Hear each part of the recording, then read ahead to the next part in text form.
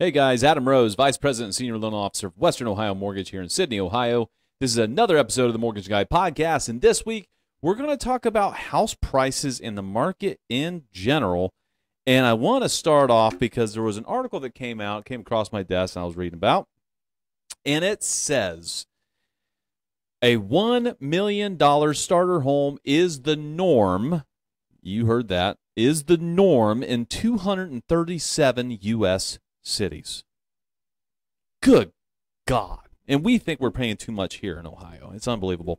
So, so in more than 200 cities, you'll find a price tag of at least $1 million or more on the typical starter home. So they're defining starter home as the bottom one-third of cost in a specific region. All right. So the lowest prices, right, 33% and lower, right, of the housing market is still $1 million.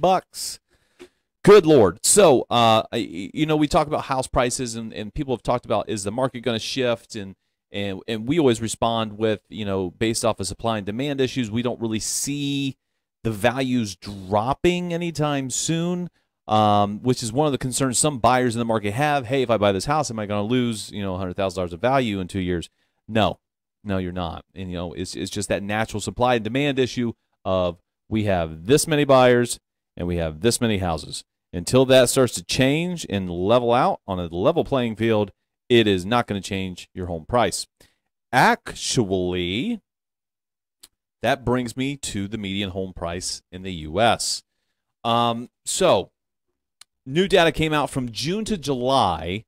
The median home price in the U.S. went up month over month, okay, by 4.1%. to a $426,900.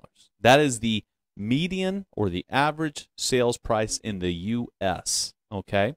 In comparison, in Sydney, I just pulled this data, the same June to July information, we went up 5.3%, so a bigger increase percentage-wise, but our median sales price on home is $261,490, still high, right? I mean, hell, 10 years ago, that was closer to like $160. But nonetheless, still went up. But in comparison to the rest of the country, we're in pretty good shape when it comes to the average sales price of the home. And everybody wants to talk about wages and stuff like that. So let's talk about my least favorite state in the union. Sorry, California. Sorry, Justin. You're just going to have to deal with it. And for the people that are watching, Justin that works for me here, he is from Sydney, and him and his family relocated out in San Diego, so he's feeling this hurt when I talk about it. So let's talk about California a little bit to give you a comparison. So people that are in the Midwest that hate the Midwest for whatever reason and want to go out to the Sunshine States and out west of California and, all that fun stuff, maybe think again, all right? Maybe think again. So the average sales price of a home in California as of right now is $904,210. You heard it. $904,210 is the average sales price of a home. Yes, there's some crazy-ass $60 million estates that are probably bringing up that average a little bit, but nonetheless, there's no other way to really calculate this other than using the average. But that is 11% higher than it was a year ago, all right, in 23, where rates were constantly, rates kind of stabilized, actually. In 22 is when they started doing this number, right? And into 23 went up a little bit more, but it kind of stabilized into the sevens. That's where we consistently showed ourselves in the 7% range, and they still went up 11% from last year. That's unbelievable. So affordability, all right? So average sales price of a home is $904,000 out in California. The median rent is $2,860 in California. $2,860, and they wonder why there's such a homelessness issue out there. It's unbelievable. The average, because the reason I'm bringing this up is talk about average salaries, the cost of living, the standard of living of us here in the Midwest versus out west, where it's a lot more expensive, of course. It's 102% higher in regards to the cost of living between Ohio and California. All right, 102%. So it's double the average cost of living is double for all your daily stuff, right? Groceries, gas, electric, you name it. Going out, it's just more expensive. So where I'm going with this is the average salaries. Okay, so that's what I really want to compare here. The average salary in California right now, which it seems kind of low to me. Maybe the data points or the information I've seeked is a little off, but the average salary is showing up as $75,010, where the average salary in Ohio is $57,777. Okay, $57,777. So it's a $17,000 gap in salary. But if you look at the cost of living and the cost of housing on the median sales price, you are spending. It's basically the average sales price in California is 12 times higher than the average salary. Okay, 12 times. All right. In Ohio, it's 4.5 times the average salary to get the average sales price on your house. That is crazy different. So feel blessed to live around where we're at. Sydney is a great area, and Ohio has been very great, I think, to its residents. In regards to keeping manufacturing alive and keeping the median income alive and going up. I think our standard of living is significantly higher than what people give it credit for here in Ohio. Hope that data was informative and helpful and maybe make you feel a little bit better about living here in Ohio. Moving on, so Fannie, another projection here.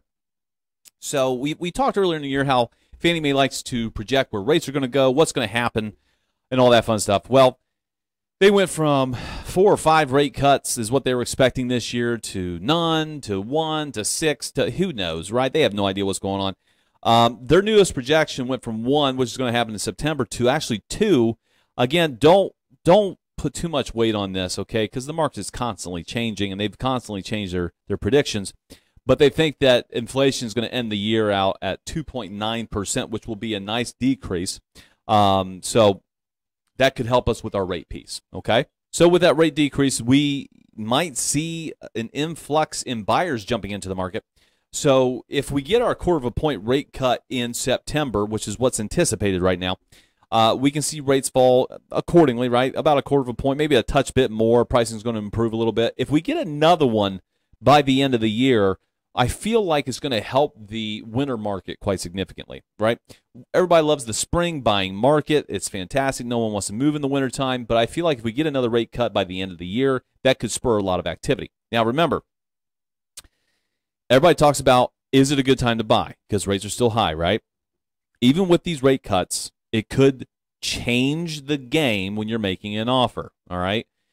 Remember when we talk about supply and demand, we got our demand's up here and our supply's down here. If we get a rate cut and we push more buyers into the market and we don't have enough additional listings to cover that influx in buyers, we are going to continually see this price jump a little bit more, okay? So guys, if you're out there shopping, you're on the fence, now is still a good time to purchase. Buy it, lock it up, refinance this puppy later, okay? Because this same house that you see today, if it gets listed 6 months from now and we see a 1/2 point rate cut, for example, and it shoves more buyers in the market, that means more buyers are going after the same house, which could push that price even higher, okay?